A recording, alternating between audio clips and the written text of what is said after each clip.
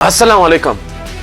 आज की सच की बात से आज मुखातिब हूं। नाज़रीन इकराम, आप हमें आजादी से जलसे करने नहीं दे रहे, वर्कर्स कन्वेंशन करने नहीं दे रहे, इमरान खान से मोहब्बत करने नहीं दे रहे। बहुत अफसोस की बात है कि जिस बंदे ने, जिस इंसान ने अपनी पूरी जिंदगी इस मुल्क के लिए कुर्बान कर दी, इस कौम के लिए कुर्बान कर दी, उससे आप हमें मोहब्बत करने नहीं दे रहे हैं, आप हमें किसी से नफरत करने नहीं दे रहे।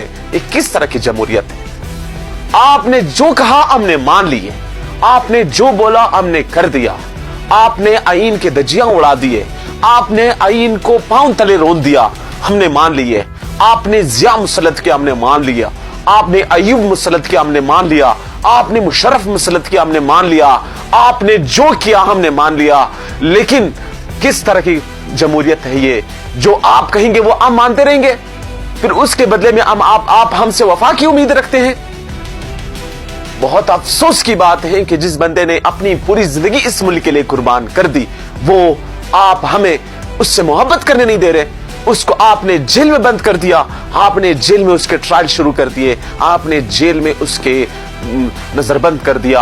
आपने उस बंदे को 6 महीने हो गए जिसने किसी किस्म की कोई जुर्म नहीं किए, आपने उसको जेल में बंद करके उसको जहनी और जिस्मानी तशद्दुद बना रहे हैं। एक कौमी लीडर जिसके साथ 26 करोड़ आवाम खड़ी हैं, जो एक काबिल इंसान जिसके साथ पूरी दुनिया जिसको मानती है, एक ऐसा इंसान जो कहता है कि मेरे इस मुल्क के अलावा मेरा कुछ नहीं है, एक ऐसा इंसान जिसके पीछे बहुत सारे लाखों गरीबों और मुस्तहिक लोगों की दुआएं हैं, एक ऐसा इंसान जिसने यूनिवर्सिटियां बना ली है, एक ऐसा इंसान जिसने एजुकेशन को फरोग दी है, एक ऐसा इंसान जिसने हॉस्पिटल्स बना लिए, एक ऐसा इंसान जिसने मुल्क को कौम को तरक्की दी है, एक ऐसा इंसान जिसने कश्मीर अपने इस पड़ोसी ममालिक को, दुनिया को एक अमन और खिते का पैगाम दे दिया।